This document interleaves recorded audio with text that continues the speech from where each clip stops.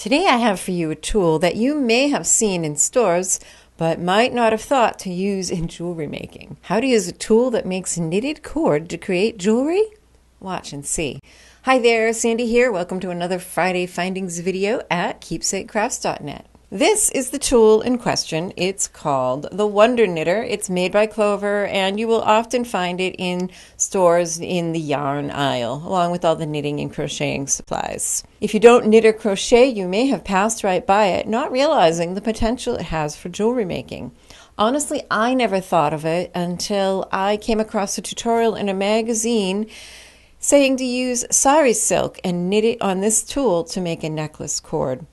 I haven't had a whole lot of luck with the sari silk. I'm going to keep trying, and if I get it figured out, I'll let you know. But what I started using it for was silk ribbons. If you watched my video earlier this week, I knitted this cord for this pendant and made a necklace out of it using 2 strands of silk ribbon and a strand of baker's twine. You can knit any fiber you can think of on this tool. If you watch my stuff, you guys know I'm a polymer clay artist, and as I was working on it, I was wondering, polymer clay is actually very flexible when it's baked. I was wondering about making very thin extruded pieces of polymer clay and knitting them.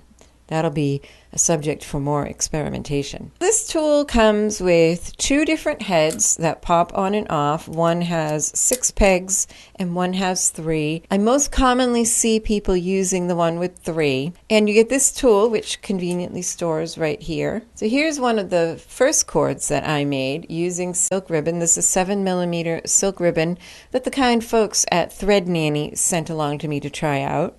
This was made using the one with 3 pegs. It's about 5 yards of ribbon, which yielded about 16 inches, maybe a little bit more of cord. This is called I cord, by the way, and I went and looked that up and said, wow, why is it called I cord? Well, it originally started with folks who would knit with knitting needles. They would knit on 2 double-pointed needles. And then a lady named Elizabeth Zimmerman, or so the story's been told, that was what I found, renamed it the idiot cord because she accidentally discovered it and how simple it is. Up on the screen are a few ideas I gathered from Pinterest of things you can do with this I cord. You'll notice that most of these are made with yarn. You can knot them and make necklaces, which is pretty cool. You can sew them together and make shapes like stuffed animals and soft toys. You could just make a bracelet with a long strand. I love that one with the variegated cord closed with a button. You can weave them together. You can braid them together. You can spiral it on itself and sew it together to make coasters or rugs.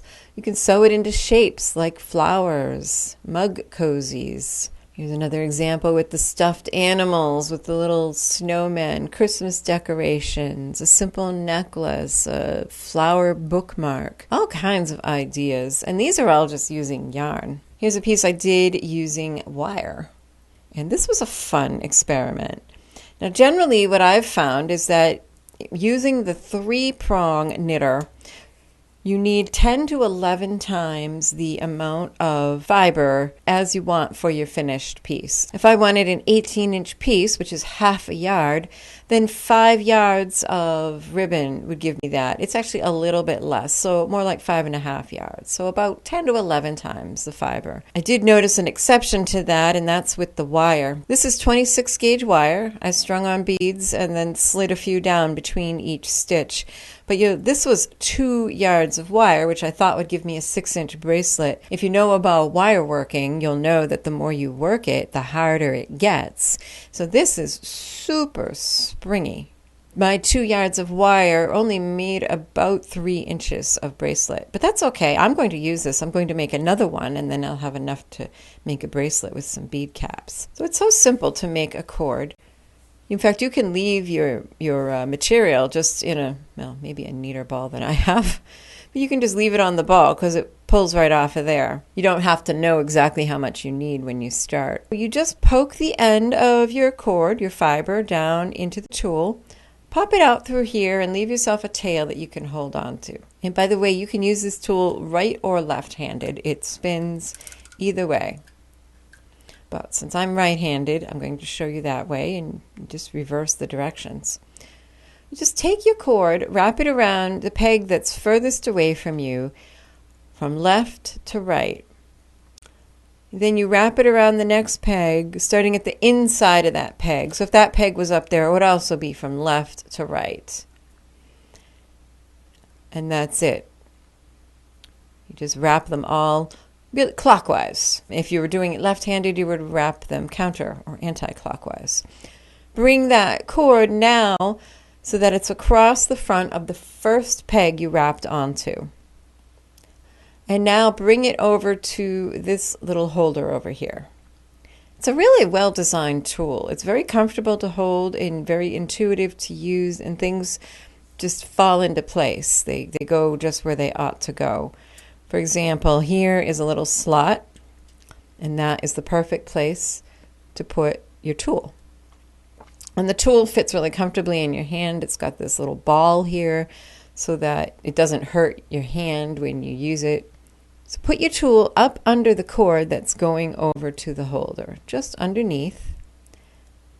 Put the tip of it in that slot and scoop down and catch that stitch that you first put on there. You'll notice there's a little round well down here, and it's the perfect shape and size for doing this motion of scooping that stitch. So just scoop it up and pull it up and over. Now you'll want to have some tension back here with the yarn that is feeding in, and I'll show you if you don't have any tension, when you go to bring this up and over, that stitch may not want to stay on the peg.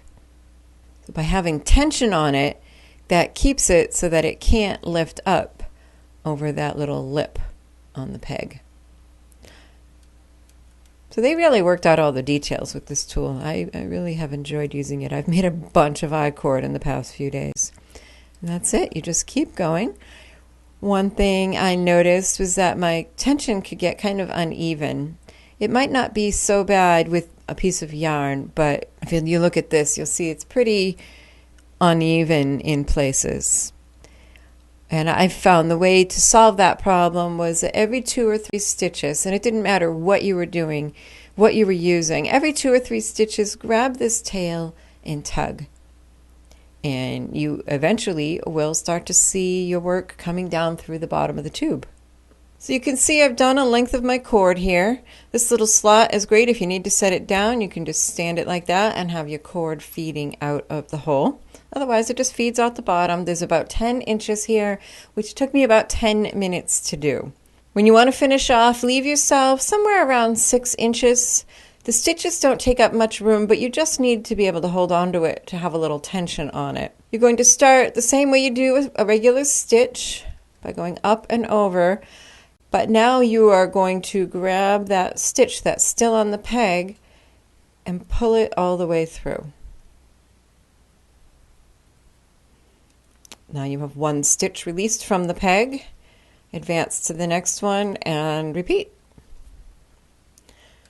This is the only reason why you need to have a tail of any sort, really, is just to be able to hold on to it. There's 2. The last one's kind of a pain because it's a little floppy. There's not much to hold on to. There's not much tension, but it's not a big deal. Up and over. Pull that through, give it a pull, and your cord is done.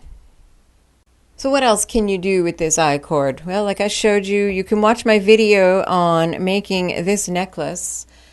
I'll have a link to it. I added some beads and bead caps and finished it, and I think it's a really interesting, unusual way of making a necklace. You can use even more fibers. This makes a thicker one. This one has a strand of yarn. Let's see what's in here. I can tell by the end. A strand of yarn, which is what makes this pretty thick and bulky. Wouldn't that make just a nice, it's a little long, of course, but a nice, cozy, cushy bracelet. Arms for dolls. There's so many things. Just go on Pinterest and search. You'll find all kinds of fun ideas. But this one has 2 strands of silk ribbon, one 7 and one 4 millimeter, a strand of yarn, and also my favorite part is a strand of eyelash yarn, which gives it the kind of fuzzy textured appearance. If you want thicker cord with finer stitches, that is what the 6-peg cord will do. Both of these were made with the exact same type and amount of ribbon. Both of them were made with 5 yards of 7mm silk ribbon. And you can see this one, I only got about 7 inches, but it's much finer stitches, and well, there's more of them. There's 6 around instead of only 3 around. This would probably be good if you needed to stuff your tube with something because it's just bigger around. But this one, you get much more. You get more than twice the length, and it's quicker. I don't think I'm going to do a full tutorial on making the wire piece because it's done the exact same way.